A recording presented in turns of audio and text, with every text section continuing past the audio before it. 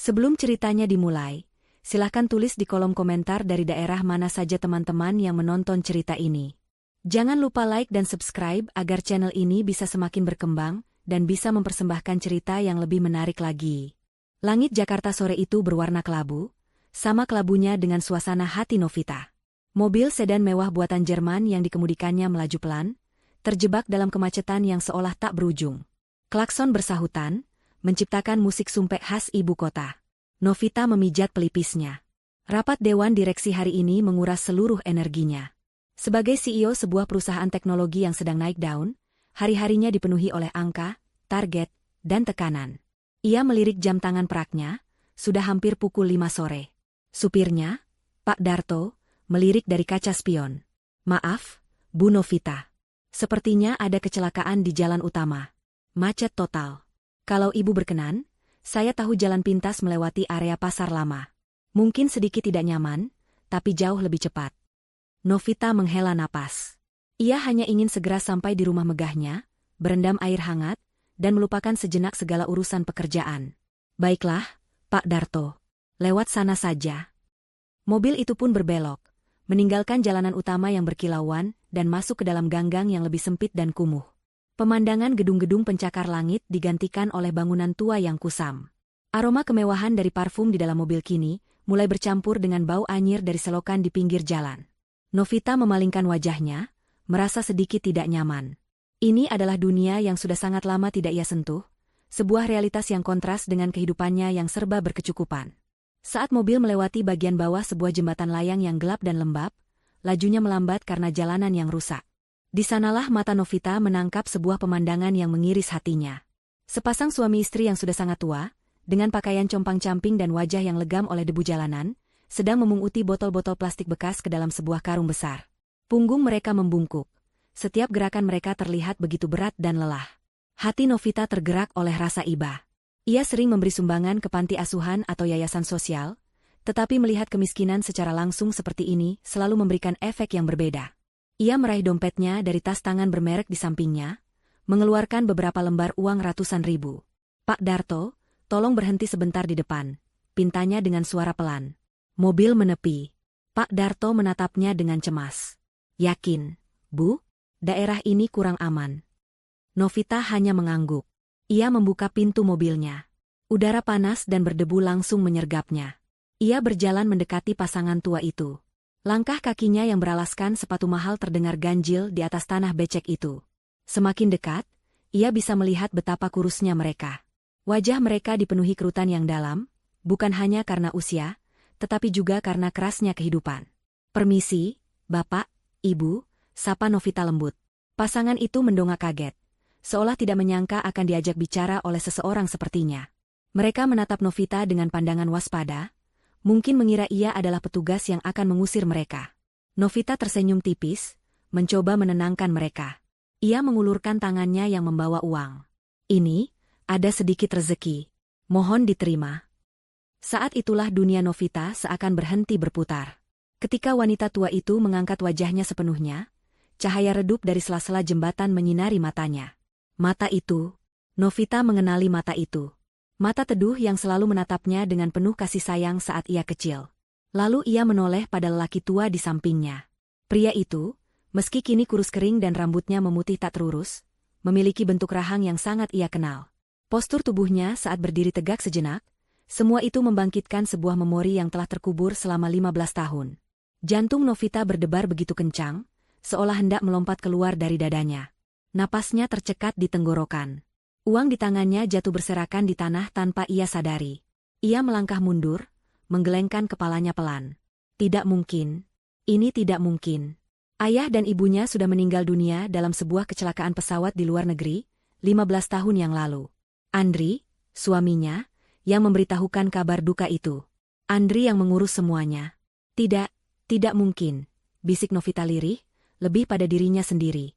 Wanita tua itu menyipitkan matanya, mencoba melihat wajah Novita lebih jelas. "Nona tidak apa-apa?" tanyanya dengan suara serak dan lemah. Novita melangkah maju lagi, kali ini dengan tangan gemetar. Ia menyingkirkan anak rambut yang menutupi wajah wanita itu.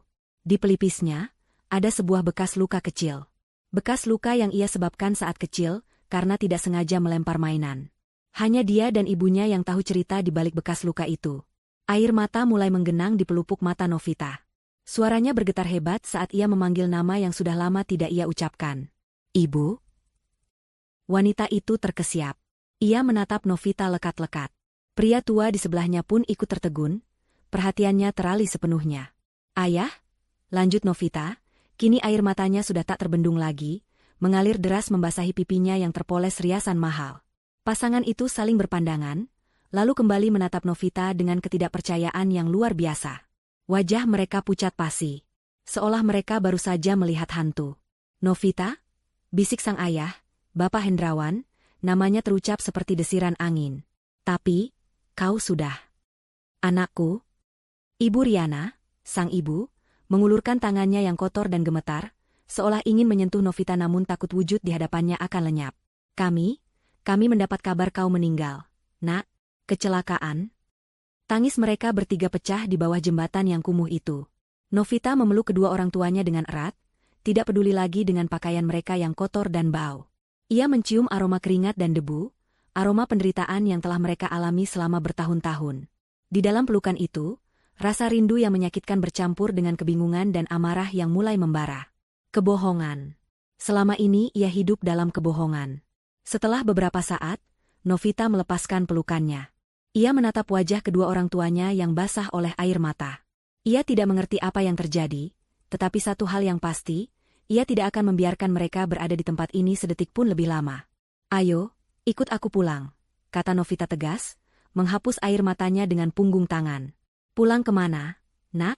Tanya Ibu Riana bingung. Kami tidak punya rumah. Ke rumahku. Rumah kita sekarang, jawab Novita. Ia menarik tangan mereka dengan lembut namun mantap. Pak Darto yang sejak tadi hanya bisa terpaku di dekat mobil, segera membukakan pintu belakang. Bapak Hendrawan dan Ibu Riana ragu-ragu melihat interior mobil yang begitu mewah. Mereka merasa sangat tidak pantas. Namun, tatapan Novita meyakinkan mereka. Dengan canggung, mereka masuk ke dalam mobil. Aroma pendingin udara yang sejuk dan wangi lembut memenuhi indera mereka, sesuatu yang sudah sangat lama tidak mereka rasakan. Saat mobil mulai melaju, meninggalkan kawasan kumuh itu, Novita melihat ayahnya, Bapak Hendrawan, memeluk sebuah tas kulit usang di pangkuannya. Tas itu sudah sangat lapuk, warnanya pudar, dan jahitannya di beberapa bagian sudah terlepas. Namun, ayahnya memeluknya dengan begitu erat, seolah tas itu adalah harta paling berharga di dunia. Tatapan mata ayahnya pada tas itu begitu tajam dan protektif. Di tengah kebingungan dan badai emosi di hatinya, satu pertanyaan baru muncul di benak Novita. Apa sebenarnya isi tas itu? Perjalanan menuju rumah Novita terasa hening dan canggung. Bapak Hendrawan dan Ibu Riana hanya bisa memandang keluar jendela, menatap pemandangan kota yang berubah dari kumuh menjadi teratur, lalu menjadi sangat mewah. Gedung-gedung tinggi, taman-taman yang asri, dan rumah-rumah besar yang megah. Mereka seolah terlempar ke planet lain. Sementara itu, pikiran Novita berkecamuk. Setiap potongan informasi yang ia miliki selama 15 tahun terakhir kini terasa seperti kebohongan besar. Pikirannya terus kembali pada satu orang, Andri, suaminya. Pria yang ia cintai, pria yang membangun hidup bersamanya, pria yang memberitahunya bahwa ia sebatang kara. Mobil akhirnya memasuki sebuah gerbang tinggi yang terbuka secara otomatis, menyusuri jalan pribadi yang diapit oleh taman bergaya Jepang yang sangat rawat. Di ujung jalan itu, berdirilah sebuah rumah super mewah dengan desain modern minimalis. Dindingnya didominasi oleh kaca-kaca besar dari lantai hingga langit-langit, membuatnya tampak seperti istana kaca yang berkilauan di bawah sisa cahaya matahari sore. Bapak Hendrawan dan Ibu Riana menatap bangunan itu dengan mulut sedikit terbuka. Ini bukan sekadar rumah, ini adalah sebuah monumen kemewahan. Saat Pak Darto membukakan pintu mobil untuk mereka ragu-ragu untuk melangkah keluar. Kaki mereka yang beralaskan sandal jepit butut terasa akan menodai jalan, setapak dari batu pualam putih yang mengarah ke pintu utama. Ayo, ayah, ibu. Ini rumah kita, kata Novita, mencoba terdengar ceria, meskipun hatinya terasa berat. Ia menuntun mereka masuk. Di dalam, beberapa asisten rumah tangga yang sudah menunggu langsung menyambut dengan membungkuk hormat. Mereka menatap kedua orang tua Novita dengan ekspresi terkejut yang coba mereka sembunyikan di balik wajah profesional mereka. Novita bisa merasakan ketidaknyamanan orang tuanya semakin menjadi-jadi. Mereka berdiri kaku di atas lantai marmer yang dingin dan mengilap, memandangi langit-langit yang tinggi, perabotan desainer yang artistik, dan sebuah lukisan abstrak raksasa yang tergantung di dinding. Semua terasa begitu asing dan mengintimidasi. Bei Sumi, tolong siapkan kamar tamu utama. Siapkan juga pakaian bersih, makanan hangat, dan air untuk mandi, perintah Novita dengan tenang. Para asisten segera bergerak tanpa bertanya. Novita membawa kedua orang tuanya untuk duduk di sofa kulit berwarna krem yang sangat besar. Namun, mereka hanya duduk di pinggirannya, seolah takut mengotorinya. Ibu Riana merapatkan syal tuanya, sementara Bapak Hendrawan meletakkan tas kulit usangnya di pangkuan, tidak pernah melepaskannya. Tepat saat itu, suara mobil lain terdengar memasuki halaman. Jantung Novita berdebar lebih kencang. Andri sudah pulang. Pintu utama terbuka, dan masuklah Andri. Ia adalah pria yang sangat tampan dan karismatik. Dengan setelan jas mahal yang pas di badan, rambut yang tertata rapi, dan senyum menawan yang selalu bisa meluluhkan hati siapapun. Senyum itu jugalah yang dulu membuat Novita jatuh cinta. "Sayang, aku pulang," sapanya ceria. Namun, kalimatnya terhenti saat matanya menangkap dua sosok asing yang duduk di sofanya. Ekspresi Andri berubah dalam hitungan detik. Dari senyum hangat, menjadi kebingungan, lalu menjadi keterkejutan yang luar biasa. Ia menatap Bapak Hendrawan dan Ibu Riana, lalu menatap Novita seolah meminta penjelasan. Disinilah sandiwara itu dimulai. Novita menatap suaminya dengan tajam, menunggu reaksinya. Andri melangkah mendekat, matanya membelalak. Ia berkedip beberapa kali, seolah tidak percaya dengan apa yang ia lihat. Pak Hendrawan? Bu Riana?" Suaranya terdengar bergetar. Bagaimana ini mungkin? Bukankah kalian?" Ia tidak menyelesaikan kalimatnya. Sebaliknya, ia langsung menampilkan ekspresi haru yang luar biasa. Matanya berkaca-kaca. Ia bergegas menghampiri mereka. "Ayah, Ibu," serunya, sebutan yang sudah lama tidak ia pakai.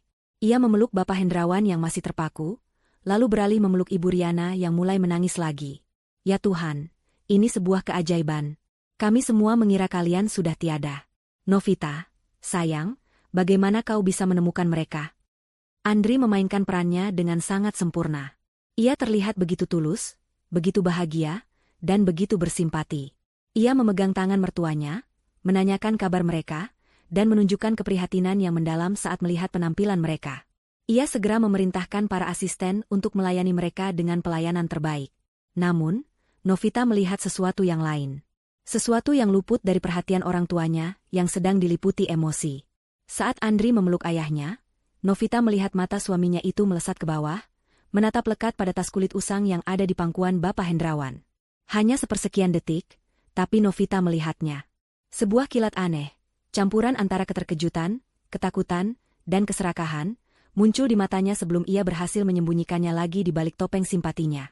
Malam itu, setelah Bapak Hendrawan dan Ibu Riana selesai membersihkan diri dan mengenakan pakaian bersih yang nyaman, mereka makan malam bersama di meja makan yang panjang dan megah.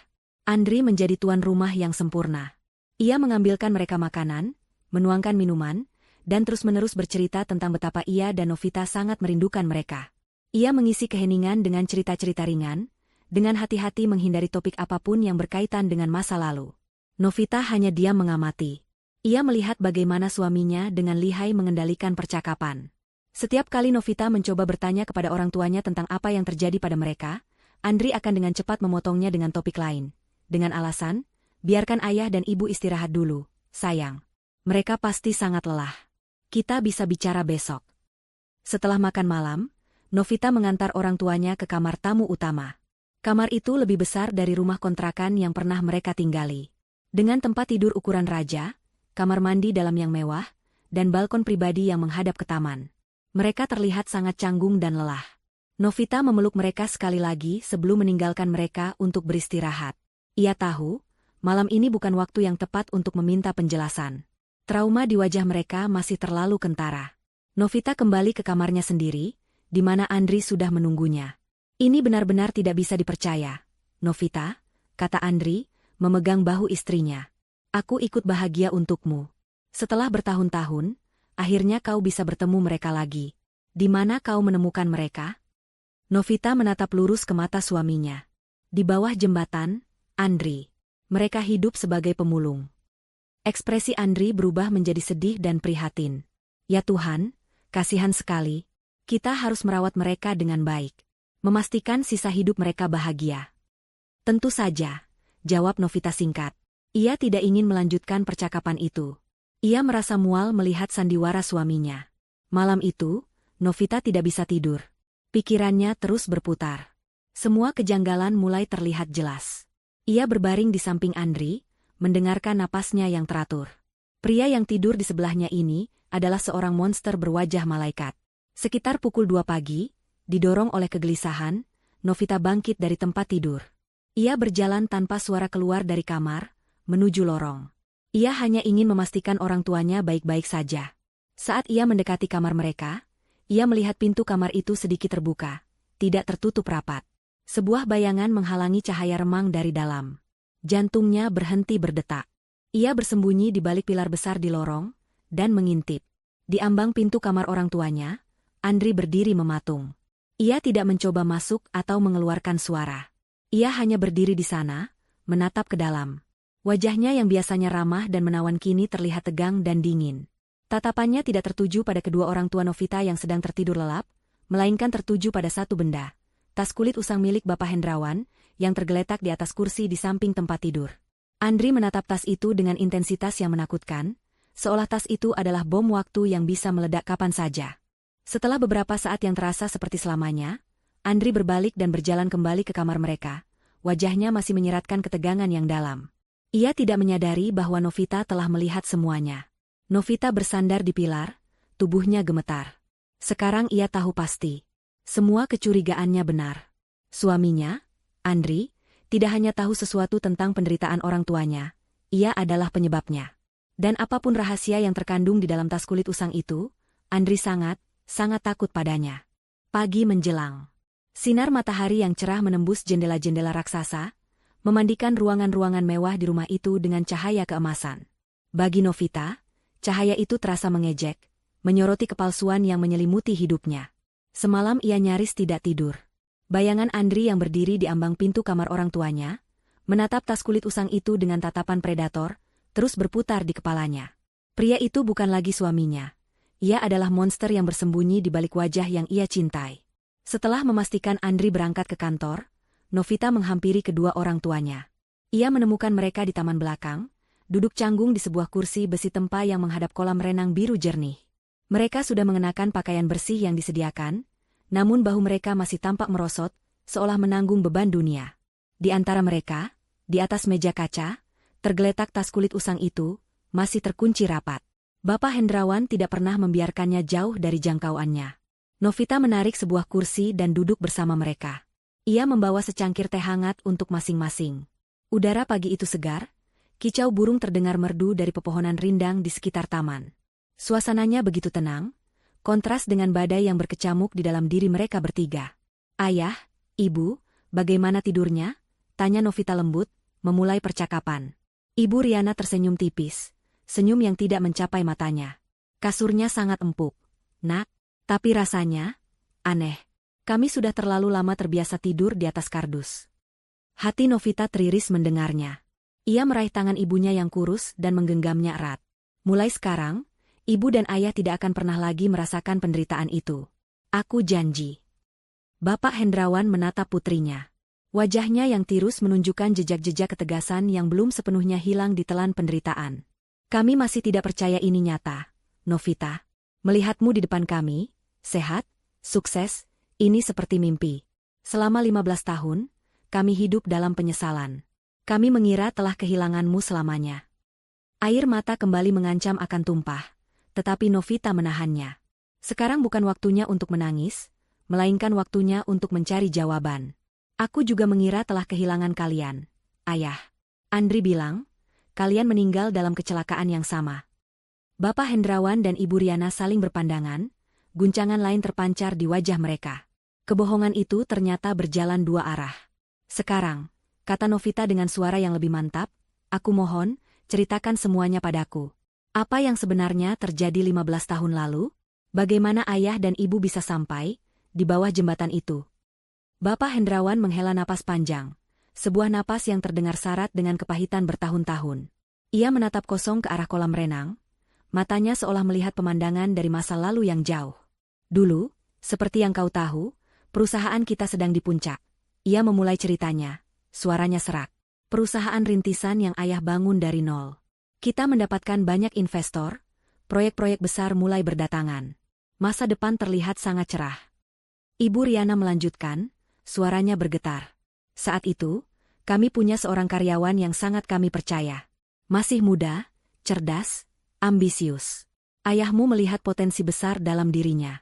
Ia memperlakukannya bukan seperti karyawan, tapi seperti anak sendiri. Ia membimbingnya, memberinya tanggung jawab besar, membagikan semua ilmunya. Jantung Novita berdebar. Ia sudah tahu siapa yang mereka maksud. Namanya Andri, kata Bapak Hendrawan, mengucapkan nama itu seperti racun. Dia adalah anak didik kesayangan ayah. Dia tahu seluk-beluk perusahaan, dari operasional hingga keuangan. Ayah memberinya akses ke hal-hal yang bahkan tidak diketahui manajer lain. Ia berhenti sejenak, mengepalkan tangannya yang keriput. Lalu, semuanya hancur dalam semalam. Tiba-tiba, perusahaan dituduh melakukan penggelapan dana besar-besaran dan manipulasi laporan keuangan. Tuduhan itu datang entah dari mana, tapi buktinya terlihat sangat kuat. Semua bukti digital, semua jejak transaksi, semuanya direkayasa untuk menunjuk ayah dan ibumu sebagai pelakunya. Kami tidak mengerti apa yang terjadi, sambung Ibu Riana, air matanya mulai mengalir. Kami difitnah secara keji. Rekan bisnis menjauh, investor menarik dana mereka. Dalam hitungan minggu, perusahaan yang kami bangun dengan darah dan keringat dinyatakan bangkrut. Kami kehilangan segalanya. Rumah disita, tabungan dibekukan. Kami dikejar-kejar penagih utang yang beringas. Kami mencoba melawan, kata Bapak Hendrawan getir. Kami menyewa pengacara, tapi semua bukti asli yang bisa membuktikan kami tidak bersalah telah hilang. Lenyap dari sistem komputer, hilang dari brankas. Seolah ada hantu yang masuk dan membersihkan semuanya. Kami tidak punya apa-apa lagi untuk membela diri. Napas Novita terasa sesak. Ia bisa membayangkan kepanikan dan keputusasaan yang mereka rasakan. Saat kami berada di titik terendah itulah, lanjut Ibu Riana sambil terisak, kabar itu datang. Sebuah telepon dari pihak konsulat di negara tempat kau kuliah. Mereka mengatakan ada kecelakaan pesawat kecil, dan namamu ada di dalam daftar penumpang yang tewas. Andri yang menghubungi kami setelah itu, dia menangis, mengatakan dia juga baru mendapat kabar. Dia bahkan mengatur pengiriman sebuah peti jenazah kosong untuk dimakamkan, mengatakan jasadmu tidak bisa ditemukan. Tubuh Novita menegang. Jadi begitu cara Andri memastikan orang tuanya tidak akan pernah mencarinya. Ia memberi mereka sebuah kuburan kosong untuk ditangisi. Saat itu, dunia kami benar-benar berakhir, kata Bapak Hendrawan, suaranya pecah. Kami tidak hanya kehilangan harta, tapi kami juga kehilangan satu-satunya harta kami yang paling berharga. Putri kami. Tidak ada lagi alasan untuk berjuang. Tidak ada lagi alasan untuk hidup. Kami lari, nak. Kami mengganti nama, hidup dari satu kota ke kota lain, melakukan pekerjaan serabutan, hingga akhirnya kami berakhir di jalanan Jakarta. Kami hanya ingin menghilang, menenggelamkan diri dalam penderitaan hingga ajal menjemput. Keheningan menyelimuti mereka. Yang terdengar hanyalah isak tangis Ibu Riana dan suara angin yang berdesir pelan. Novita menatap ayahnya, yang wajahnya mengeras karena amarah dan duka yang terpendam. Andri, bisik Novita. Dia yang melakukannya, kan, yah? Bapak Hendrawan akhirnya menoleh, menatap lurus ke mata putrinya. Ada api yang menyala di sorot matanya yang lelah. Proyek terbesar kami saat itu bernama Proyek Cakra Emas. Itu adalah sebuah terobosan, sebuah inovasi yang bisa mengubah industri. Nilainya triliunan. Seluruh data inti, semua cetak biru dan algoritmanya, ayah simpan di sebuah brankas digital dengan keamanan berlapis. Data itu hilang dalam semalam, tepat sebelum tuduhan penggelapan dana itu muncul. Ia berhenti, mengambil napas dalam-dalam sebelum mengucapkan kalimat yang menjadi kunci dari segalanya. Di seluruh dunia ini, hanya ada dua orang yang punya akses penuh ke brankas digital itu. Satu adalah ayah. Ia menatap Novita dengan tajam. Dan yang satunya lagi, adalah Andri. Pengakuan Bapak Hendrawan menggantung di udara, berat dan tajam seperti pedang. Semua keraguan di hati Novita lenyap seketika, digantikan oleh kepastian yang dingin dan membakar.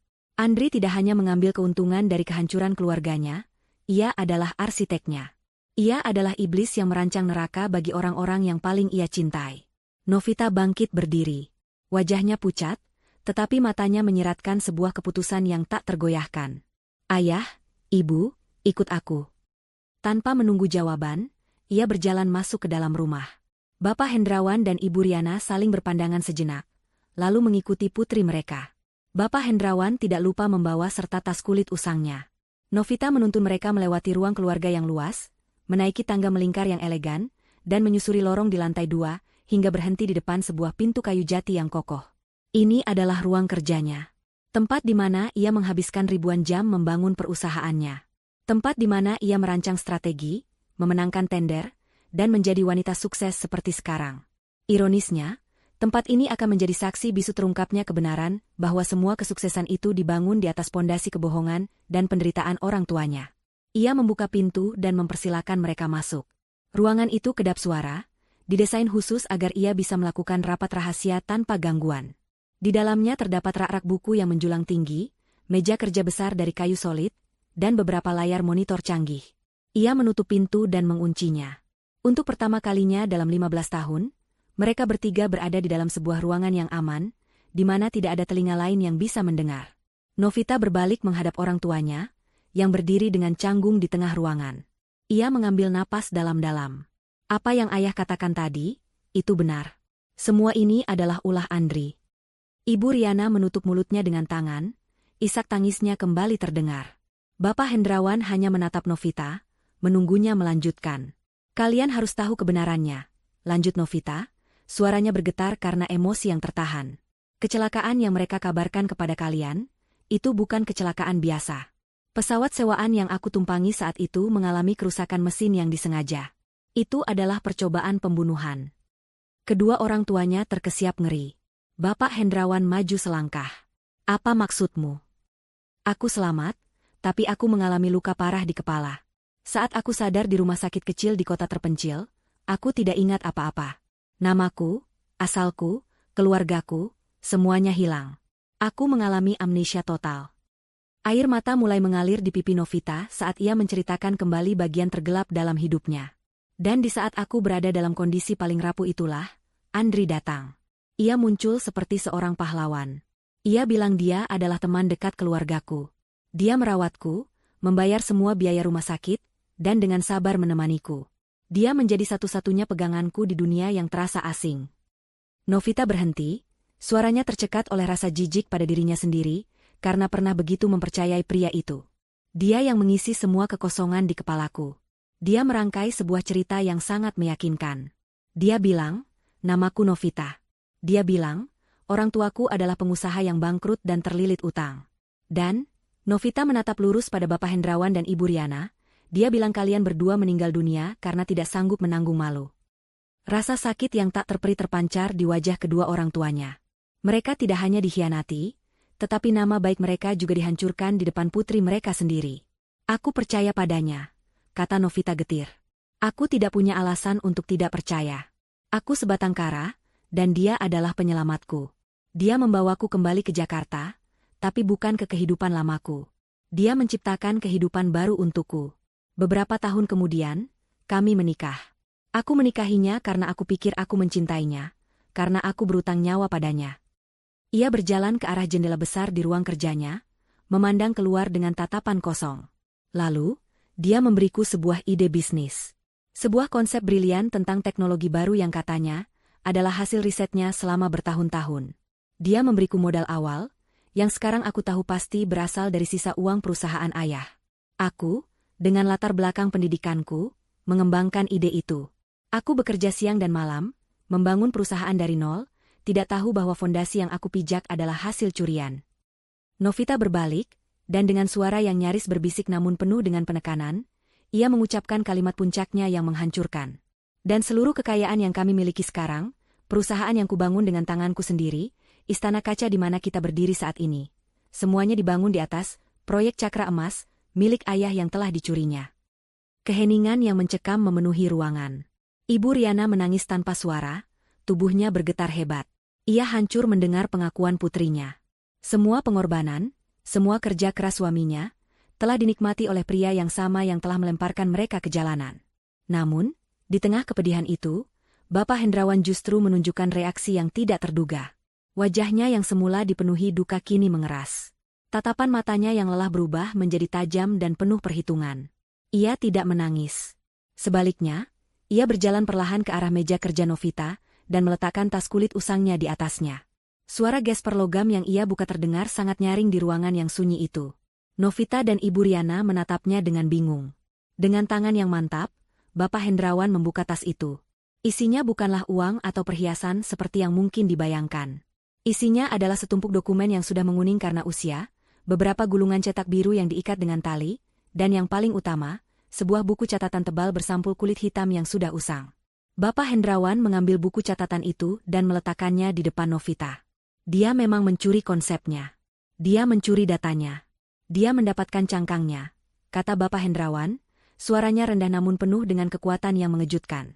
Tapi dia tidak pernah mendapatkan kuncinya. Ia menepuk sampul buku catatan itu dengan jarinya. Andri cukup pintar untuk mencuri, tapi dia tidak cukup jenius untuk memahami bahwa proyek Cakra Emas memiliki lapisan keamanan yang tidak bisa ia tembus. Buku ini berisi semua kode asli, algoritma enkripsi, paten-paten yang tidak pernah sempat didaftarkan, dan kunci utama yang bisa mengendalikan atau bahkan menghancurkan seluruh sistem yang dibangun di atasnya. Kunci sesungguhnya ada di buku ini. Keheningan di dalam ruang kerja Novita pecah oleh suara napas mereka bertiga. Buku catatan bersampul kulit hitam itu tergeletak di atas meja, bukan lagi sekadar tumpukan kertas tua, melainkan sebuah senjata yang tertidur. Wahyu yang baru saja diungkapkan oleh Bapak Hendrawan mengubah segalanya. Duka dan keputusasaan yang tadinya menyesakkan dada Novita kini bermetamorfosis menjadi amarah yang dingin dan terfokus. Ini bukan lagi hanya tentang bertahan hidup atau mendapatkan kembali apa yang hilang. Ini adalah tentang pembalasan. Kita harus menghancurkannya, kata Novita, suaranya terdengar tajam, membelah kesunyian. Ia menatap kedua orang tuanya, matanya berkilat dengan determinasi yang menakutkan. Kita harus mengambil kembali semua yang telah dia curi, dan kita harus membuatnya membayar untuk setiap detik penderitaan yang telah ayah dan ibu alami. Ibu Riana, yang masih terguncang, menatap putrinya dengan cemas. Tapi bagaimana, Nak? Dia sangat licik. Dia punya kuasa, punya uang. Kita punya kebenaran, potong Bapak Hendrawan, menaruh tangannya di atas buku catatan itu. Kekuatan telah kembali ke dalam suaranya. 15 tahun hidup sebagai bayangan tidak mampu memadamkan api kecerdasan di dalam dirinya. Dan kita punya kunci ini. Tapi kau benar, Riana. Kita tidak bisa menghadapinya secara terang-terangan. Ini harus menjadi sebuah permainan catur. Setiap langkah harus diperhitungkan. Satu kesalahan kecil, dan kita akan kalah telak. Novita mengangguk setuju. Mulai saat ini, kita adalah tim. Dan permainan ini akan kumainkan dari dalam. Di depan Andri, aku akan tetap menjadi istrinya yang patuh dan penuh cinta. Aku akan menjadi ratu dalam permainannya, bergerak di sisinya, sambil diam-diam mempersiapkan skakmat. Wajahnya mengeras. Ia tahu, bagian tersulit akan menjadi miliknya. Ia harus hidup bersama monsternya, tersenyum padanya, berbagi tempat tidur dengannya, sementara hatinya dipenuhi kebencian. Itu adalah pengorbanan yang harus ia lakukan. Kita butuh bantuan hukum, kata Novita lagi, pikirannya sudah bekerja dengan cepat. Seseorang yang bisa kita percaya sepenuhnya. Seseorang yang cerdas dan berani. Hanya ada satu nama yang muncul di benaknya.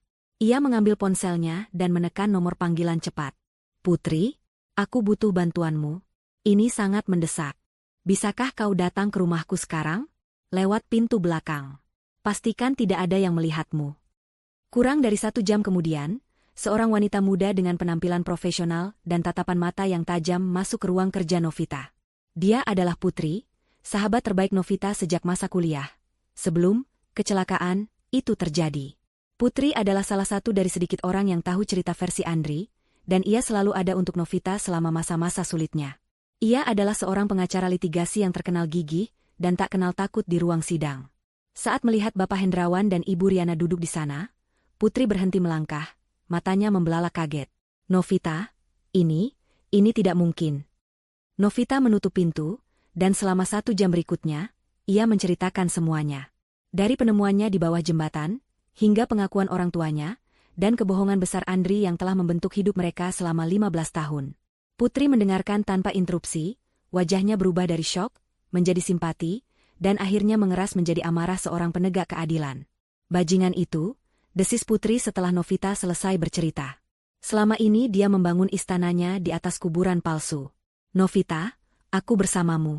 Apapun yang kau butuhkan, katakan saja. Kita akan menyeretnya ke neraka. Maka, tim itu pun lengkap. Mereka berempat, berkumpul di sekitar meja kerja Novita, mulai menyusun strategi perang mereka. Peran masing-masing ditentukan dengan jelas. Bapak Hendrawan, sang ahli strategi, akan menjadi otak di balik serangan teknis.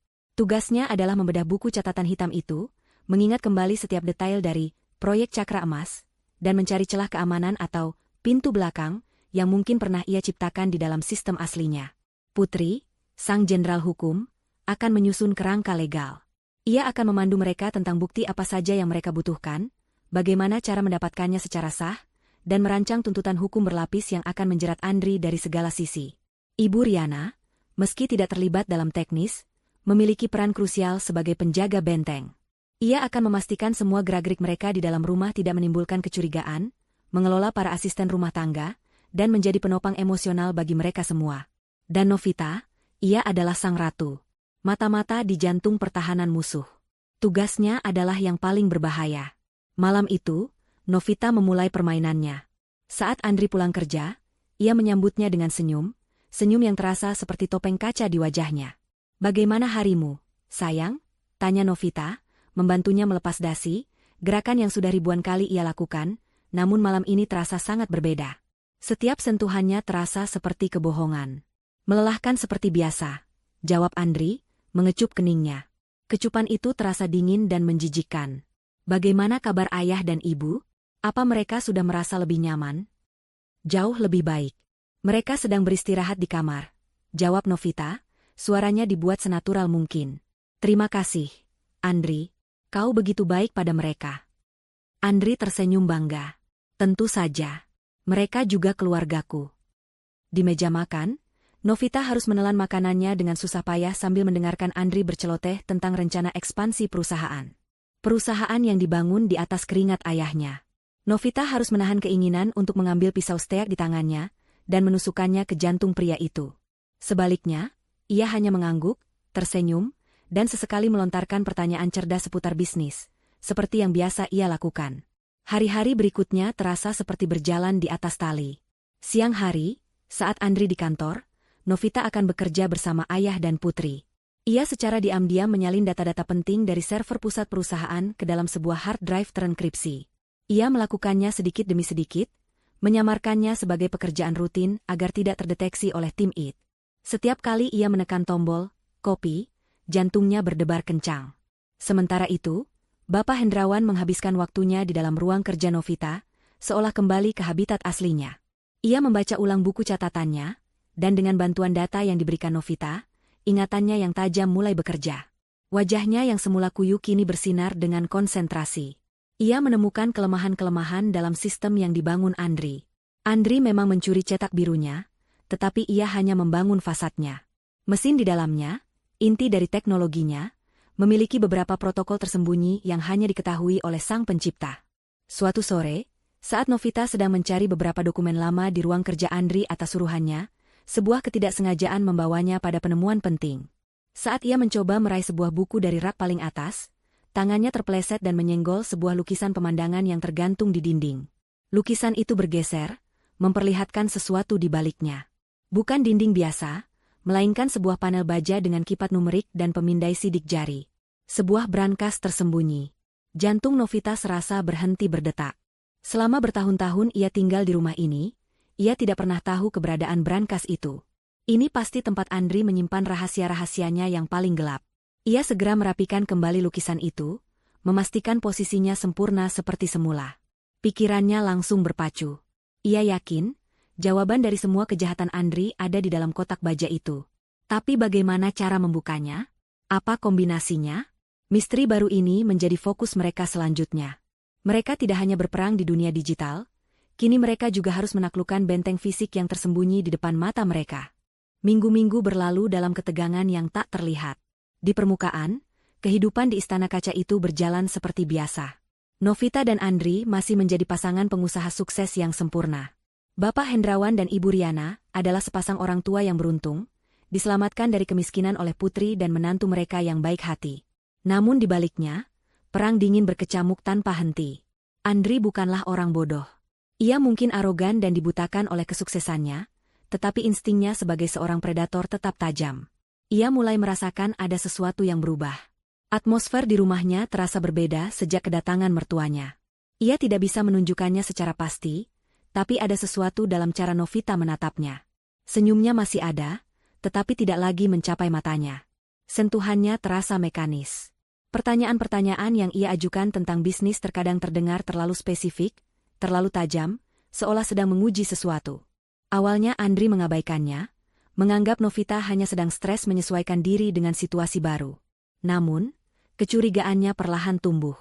Ia memperhatikan bagaimana Novita sering menghabiskan waktu di ruang kerjanya dengan pintu terkunci, sesuatu yang jarang ia lakukan sebelumnya. Ia juga beberapa kali melihat Bapak Hendrawan menatapnya dengan sorot mata yang aneh, bukan tatapan terima kasih seorang mertua, melainkan tatapan seorang lawan yang sedang mengukur kekuatannya. Kecurigaan Andri membuatnya mulai mengambil langkah-langkah pencegahan. Ia meminta kepala tim IT kepercayaannya untuk melakukan audit keamanan pada seluruh sistem perusahaan, mencari anomali atau akses data yang tidak wajar.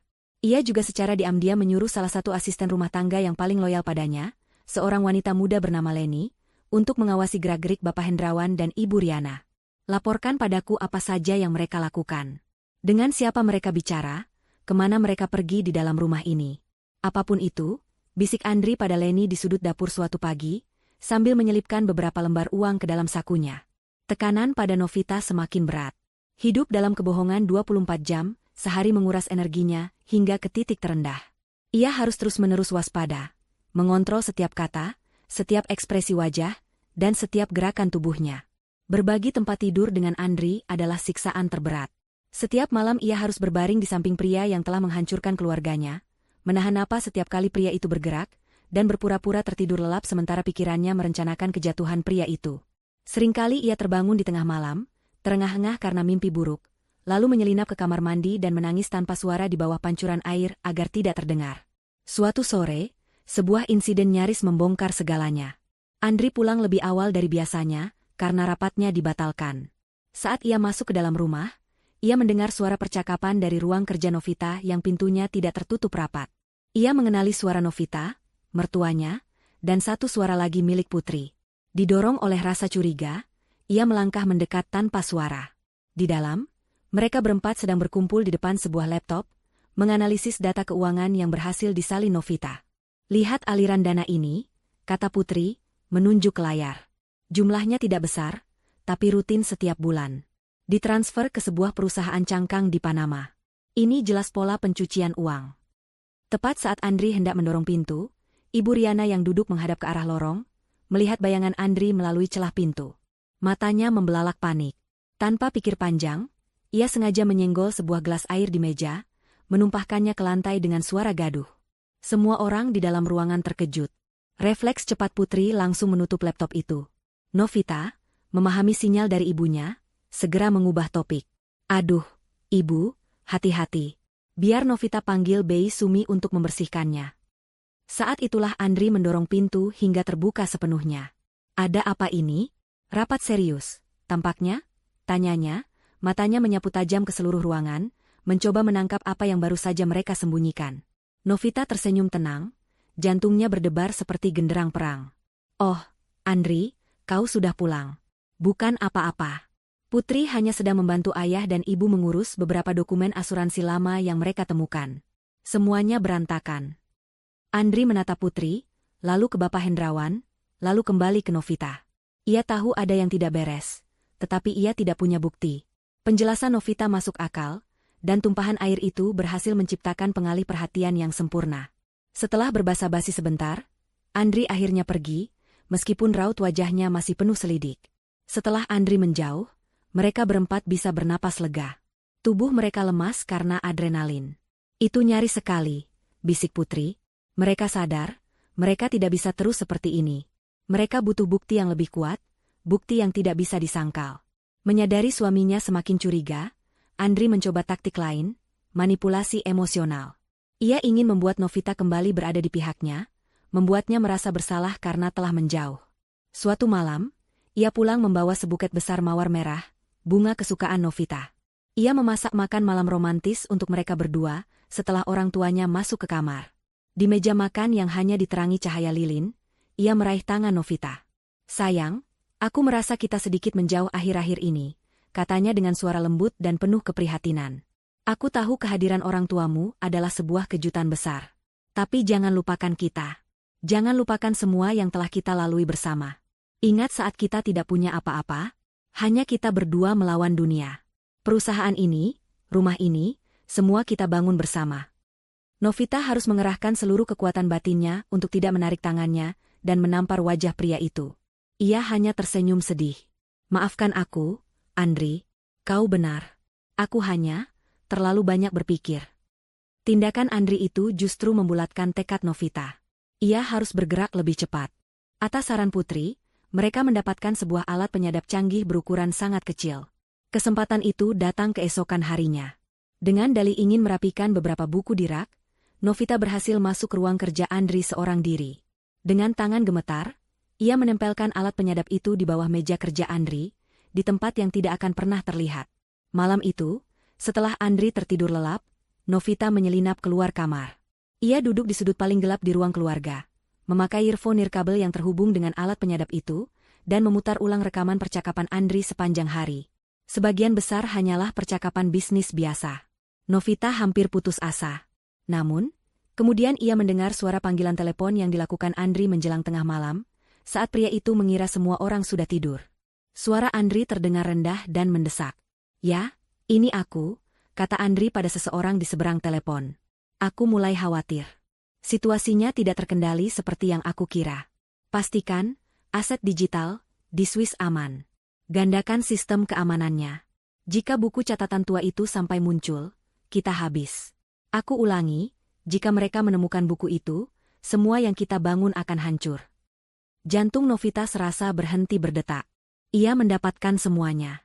Konfirmasi tentang adanya aset lain yang disembunyikan di luar negeri, dan yang terpenting, pengakuan dari mulut Andri sendiri tentang betapa penting dan berbahayanya buku catatan milik ayahnya. Andri tidak tahu, senjata yang paling ia takuti itu sudah berada di tangan musuhnya. Permainan kini memasuki babak baru. Rekaman percakapan telepon Andri menjadi titik balik dalam perang sunyi mereka. Kata-kata, aset digital di Swiss, dan buku catatan tua itu adalah amunisi yang mereka butuhkan. Itu adalah konfirmasi langsung dari mulut Andri, bukti bahwa ada kekayaan tersembunyi dan ketakutan yang nyata terhadap warisan sejati Bapak Hendrawan. Kini, fokus mereka terbagi menjadi dua. Memecahkan misteri brankas tersembunyi dan menguraikan isi buku catatan hitam itu untuk menemukan kunci utama yang paling ditakuti Andri. Hari-hari berikutnya, ruang kerja Novita berubah menjadi pusat komando yang sesungguhnya. Bapak Hendrawan, seolah terlahir kembali, menghabiskan waktu berjam-jam menelaah setiap halaman buku catatannya. Buku itu ternyata lebih dari sekadar data teknis. Di sela-sela rumus algoritma yang rumit dan diagram arsitektur sistem, terdapat catatan-catatan kecil yang ditulis tangan, teka-teki, dan kutipan filosofis yang hanya bisa dimengerti oleh pembuatnya. Itu adalah peta pikiran seorang jenius, sebuah labirin yang ia ciptakan untuk melindungi mahakaryanya. Andri tidak pernah mengerti ini. Gumam Bapak Hendrawan suatu sore, jarinya menelusuri serangkaian kode yang tampak acak. Dia melihat proyek cakra emas sebagai mesin pencetak uang. Tapi bagiku, ini adalah sebuah seni. Setiap baris kodenya memiliki makna. Dia hanya mencuri kanvasnya, tapi dia tidak akan pernah bisa meniru sapuan kuas sang pelukis. Sementara ayahnya menyelami dunia digital, Novita dan Putri memeras otak mereka untuk membongkar misteri dunia fisik, kombinasi brankas Andri.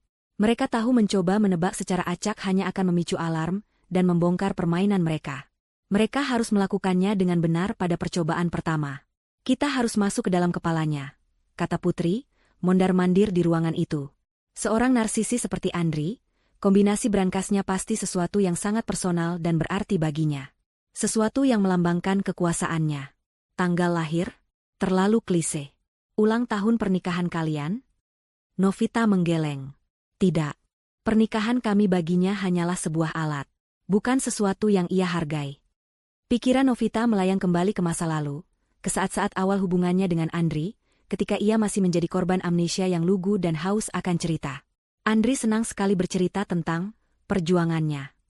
Ia akan melukiskan dirinya sebagai pahlawan tragis yang bangkit dari keterpurukan. Dengan mata berkaca-kaca, ia akan menceritakan bagaimana ia pernah bekerja pada seorang pengusaha tua yang kejam, bagaimana ia difitnah, dan bagaimana ia harus berjuang sendirian untuk membangun kembali hidupnya. Tentu saja, sekarang Novita tahu semua itu adalah versi cerita yang telah diputarbalikan 180 derajat. Ada satu cerita yang selalu Andri ulangi dengan kilat kemenangan di matanya. Ia menyebutnya sebagai hari pertobatan, hari di mana nasibnya berbalik.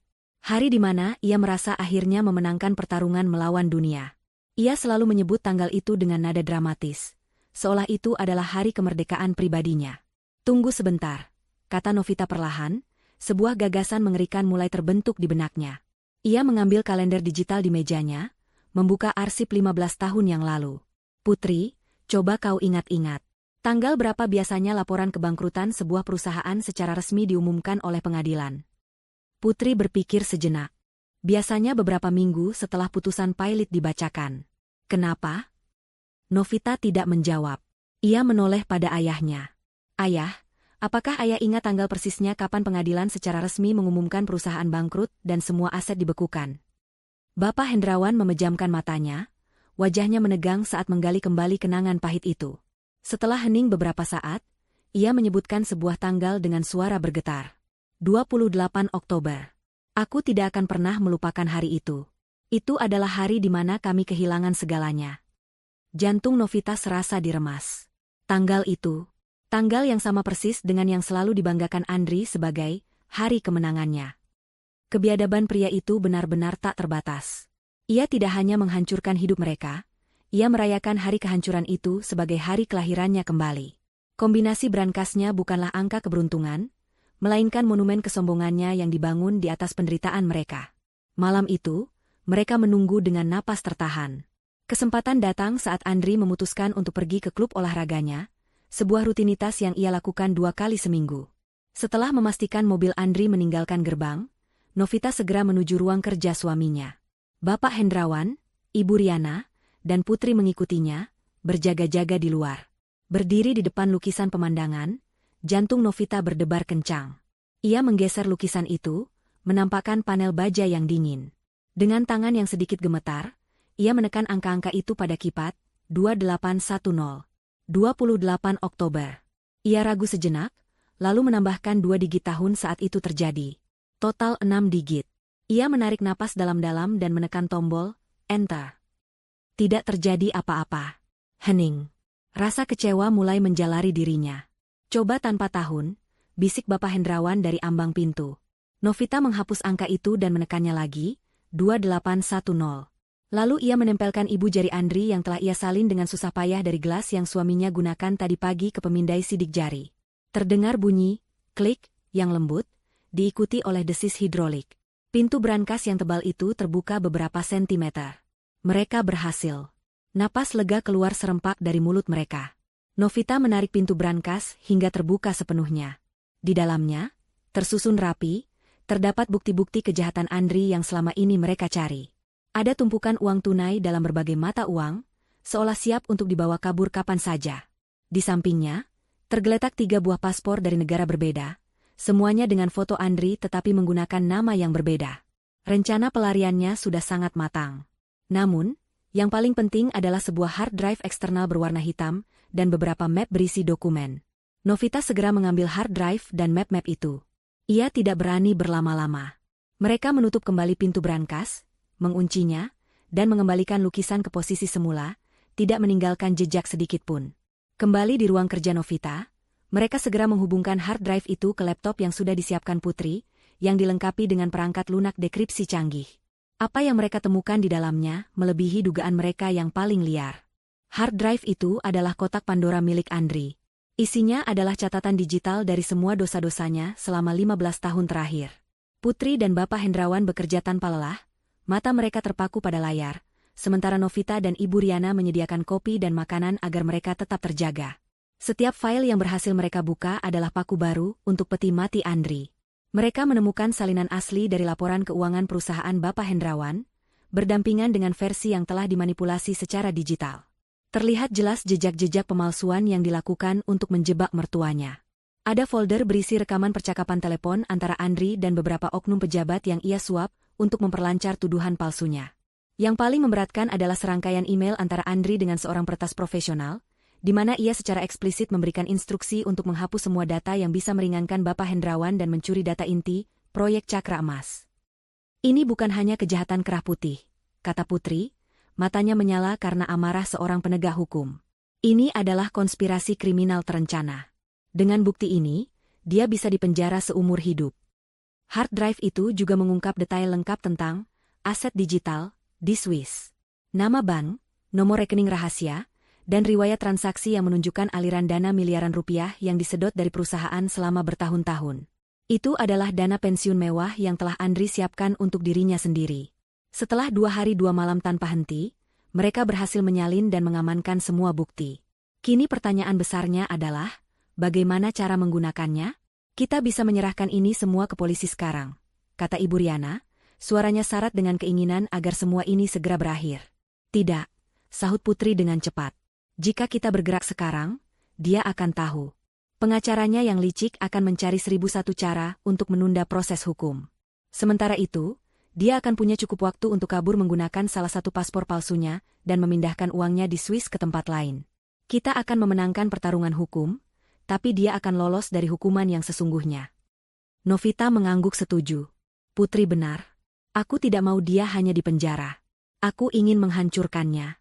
Aku ingin dia kehilangan segalanya, sama seperti dia membuat kita kehilangan segalanya. Reputasinya, kebanggaannya, kekuasaannya. Semuanya harus hancur di depan matanya. Wajah Novita mengeras, sebuah rencana yang berani dan kejam mulai terbentuk di benaknya. Kita tidak akan menyerangnya dari luar. Kita akan meledakkannya dari dalam. Di panggungnya sendiri, di depan semua orang yang mengaguminya. Rencana itu pun disusun. Sebuah jebakan yang dirancang untuk memangsa kesombongan dan keserakahan Andri. Keesokan paginya, Novita menemui Andri di meja sarapan dengan wajah berseri-seri, seolah baru saja mendapatkan kabar terbaik dalam hidupnya. Andri, kau tidak akan percaya ini, katanya dengan antusiasme yang dibuat-buat. Aku baru saja mendapat telepon dari kontak lamaku di Singapura. Sebuah konsorsium investor dari Eropa sangat tertarik dengan teknologi kita. Mereka bukan hanya ingin berinvestasi, mereka ingin melakukan akuisisi penuh. Nilainya bisa 3 kali lipat dari valuasi perusahaan kita saat ini. Mata Andri langsung berbinar. Keserakahan adalah kelemahannya yang terbesar. Kau serius? Siapa mereka? Mereka sangat tertutup, jawab Novita, memainkan perannya dengan sempurna. Mereka tidak mau berurusan dengan perantara. Mereka ingin mendengar langsung dari otak di balik perusahaan ini. Dari kau dan aku. Mereka meminta kita mengadakan rapat dewan direksi darurat dan tertutup besok lusa. Mereka akan hadir secara virtual untuk mendengarkan presentasi final kita sebelum mengajukan penawaran resmi. Prospek untuk menjadi seorang multitriliuner dalam sekejap membuat Andri buta. Semua kecurigaan yang sempat ia rasakan terhadap Novita lenyap, tertiup angin keserakahan. Ia segera menyetujuinya, memerintahkan sekretarisnya untuk mengatur rapat dewan direksi paling penting dalam sejarah perusahaan mereka. Sementara Andri sibuk mempersiapkan presentasinya, Bapak Hendrawan teringat sesuatu yang sangat penting. Novita, sebelum semuanya hancur, ayah pernah menyimpan beberapa dokumen fisik asli di sebuah safe deposit box di Bank Pembangunan Lama. Ayah tidak pernah menyentuhnya lagi setelah mendengar kabarmu. Dokumen apa, ya? Paten-paten awal, beberapa surat perjanjian. Dan yang terpenting, kontrak kerja asli yang ditandatangani Andri saat pertama kali bergabung. Ayah ingat, pengacara ayah dulu memasukkan sebuah klausul yang sangat spesifik dan mengikat tentang hak kekayaan intelektual atas semua proyek yang ia kerjakan, terutama proyek Cakra Emas. Sebuah klausul yang mungkin sudah ia lupakan. Pagi hari di hari rapat Dewan Direksi, Bapak Hendrawan dan Ibu Riana, yang kini sudah berpenampilan rapi dan terhormat dengan pakaian yang dibelikan Novita, pergi ke bank tua itu. Mata-mata Andri, Leni, melihat mereka pergi dan segera melaporkannya. Di lobi perusahaan, beberapa menit sebelum rapat dimulai, Andri sedang merapikan dasinya di depan cermin, membayangkan kemenangan terbesarnya. Tiba-tiba ponselnya bergetar. Sebuah pesan masuk dari Leni. Pak, saya baru saja melihat mertua Bapak keluar dari Bank Pembangunan Lama di Kota Tua. Mereka terlihat membawa sebuah map dokumen dari safe deposit box. Wajah Andri seketika pucat. Bank Pembangunan Lama? Safe deposit box? Itu adalah peninggalan dari masa lalu yang ia kira sudah terkubur selamanya. Sebuah benih keraguan dan ketakutan mulai tumbuh di hatinya, tepat di saat ia akan melangkah masuk ke dalam ruang rapat yang akan menjadi panggung penghakimannya. Apalagi yang mereka miliki? Hantu dari masa lalu mana lagi yang akan muncul? Dengan perasaan gelisah yang tak bisa ia jelaskan, ia mendorong pintu ruang rapat. Ruang rapat Dewan Direksi yang terletak di lantai tertinggi gedung itu terasa dingin dan hening. Jendela-jendela kaca raksasa menyajikan pemandangan kota Jakarta yang terhampar luas di bawah, sebuah kerajaan yang Andri yakini adalah miliknya. Para anggota Dewan Direksi, pria dan wanita parubaya dengan setelan mahal dan aura kekuasaan, duduk mengelilingi meja mahoni yang panjang dan mengilap. Mereka semua menatap penuh harap ke arah Andri dan Novita yang berdiri di depan, di samping layar proyektor raksasa yang masih kosong. Di udara, terasa antisipasi akan sebuah kesepakatan triliunan rupiah. Andri melangkah masuk dengan senyum percaya diri yang dipaksakan, berusaha keras menyingkirkan perasaan gelisah yang ditimbulkan oleh pesan singkat dari mata-matanya. Ia melirik Novita, yang tampak luar biasa tenang dan anggun dalam balutan blazer berwarna putih gading. Ketenangannya yang aneh justru semakin membuatnya resah. "Selamat pagi, Bapak dan Ibu sekalian," Andri memulai dengan suaranya yang karismatik, mengambil alih panggung seperti biasa. "Terima kasih telah meluangkan waktu untuk rapat darurat ini. Seperti yang telah disampaikan, hari ini adalah hari yang berpotensi menjadi hari paling bersejarah bagi perusahaan kita. Kita kedatangan calon investor yang akan melambungkan kita ke tingkat global. Untuk presentasi pembuka, saya persilakan CEO kita, istri saya tercinta, Novita." Andri bertepuk tangan, diikuti oleh seluruh anggota dewan. Novita mengangguk singkat, tanpa membalas senyum suaminya. Ia mengambil remote proyektor dari atas podium. Keheningan kembali menyelimuti ruangan. Semua mata tertuju padanya. Andri berdiri di sampingnya dengan dada membusung, siap untuk menyambut kemenangan finansial terbesarnya. Novita menekan tombol pada remote. Layar di belakangnya menyala. Namun, yang muncul bukanlah logo perusahaan atau grafik keuntungan yang memukau. Yang muncul adalah sebuah foto. Foto yang buram dan berkualitas rendah, menampilkan sepasang suami istri tua berpenampilan compang-camping, membungkuk di bawah jembatan layang yang kumuh, dikelilingi oleh tumpukan sampah. Seluruh ruangan terdiam. Para anggota dewan saling berpandangan bingung. Apa maksudnya ini? Apakah ini semacam metafora yang artistik? Andri menatap layar dengan kening berkerut, lalu menoleh pada Novita. "Novita, apa ini? Sepertinya ada file yang salah."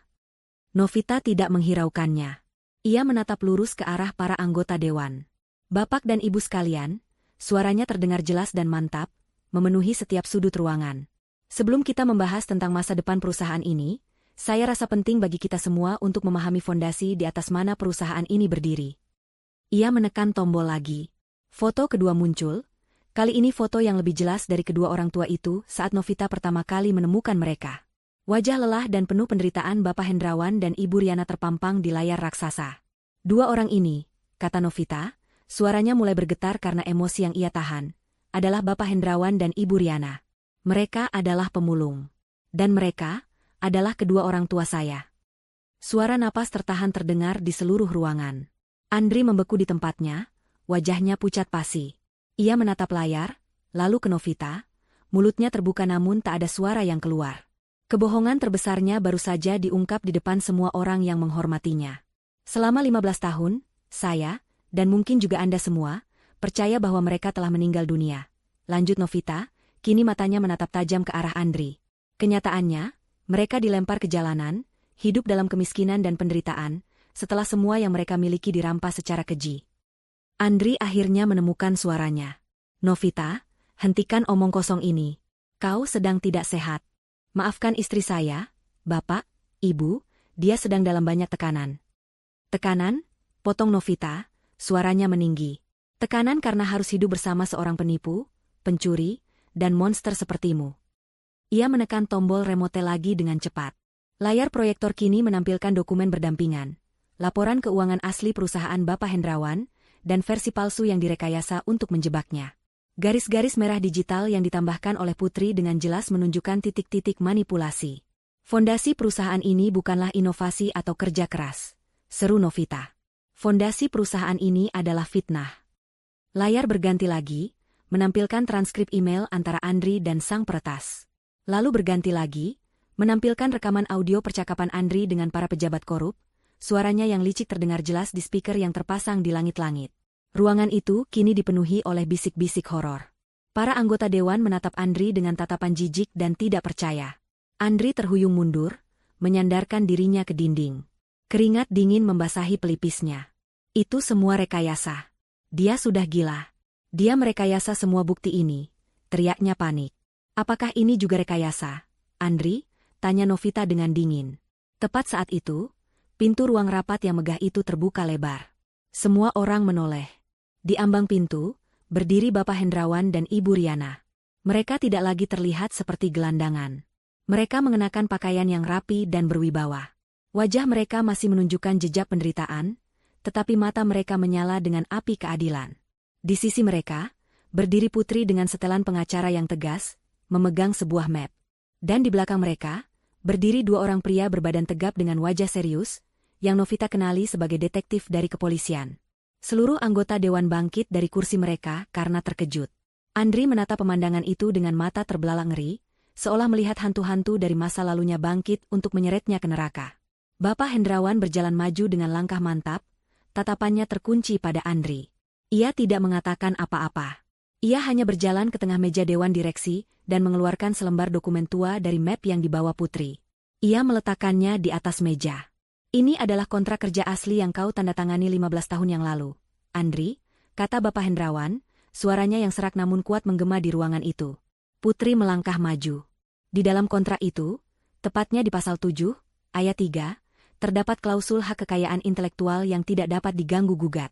Klausul itu menyatakan bahwa semua inovasi, ide, dan proyek yang dikembangkan oleh saudara Andri selama bekerja di perusahaan Hendrawan Corp, termasuk di dalamnya, proyek Cakra Emas, adalah 100% milik perusahaan, bukan milik pribadi. Dengan kata lain, Putri menatap tajam ke arah Andri, Anda tidak pernah punya hak legal untuk membangun bisnis di atas proyek itu. Anda bukan hanya seorang pemfitnah, Anda juga seorang pencuri. Semuanya telah berakhir. Reputasinya hancur. Bukti digital tak terbantahkan. Bukti fisik ada di atas meja. Para korban berdiri di hadapannya. Dan hukum telah datang menjemputnya. Terpojok dan putus asa, topeng kewarasan Andri akhirnya pecah. Ia tidak lagi mencoba menyangkal. Sebaliknya, ia tertawa. Tawa yang parau, gila, dan penuh dengan kebencian. Jadi begitu, desisnya, menatap nanar ke arah Novita dan keluarganya. Kalian pikir kalian sudah menang? Kalian pikir kalian pintar? Ia menegakkan tubuhnya, sorot matanya liar. Silakan, ambil perusahaan busuk ini. Kalian hanya mendapatkan cangkang kosong. Aku tidak sebodoh itu, teriaknya dengan penuh kemenangan yang sumbang. Aku sudah memindahkan seluruh aset digital, miliaran rupiah, ke tempat yang tidak akan pernah kalian temukan. Kalian boleh mendapatkan kembali nama baik kalian, tapi aku tetap akan hidup seperti raja sementara kalian memunguti sisa-sisa dari perusahaan bangkrut ini. Aku tetap menang. Teriakan kemenangan Andri yang putus asa menggantung di udara yang beku. Keheningan yang tercipta terasa lebih memekakan daripada kebisingan apapun. Para anggota dewan menatapnya dengan mulut ternganga, terkejut oleh pengakuan bersalah yang begitu gamblang dan sombong. Kedua detektif polisi yang sejak tadi berdiri di ambang pintu, kini melangkah maju perlahan, siap untuk bergerak. Andri masih menyeringai, yakin bahwa ia masih memegang kartu truf terakhir, sebuah kemenangan finansial yang tidak bisa disentuh oleh siapapun. Namun, di tengah semua kekacauan itu, Novita hanya tersenyum. Senyumnya tenang, dingin, dan penuh dengan kemenangan mutlak.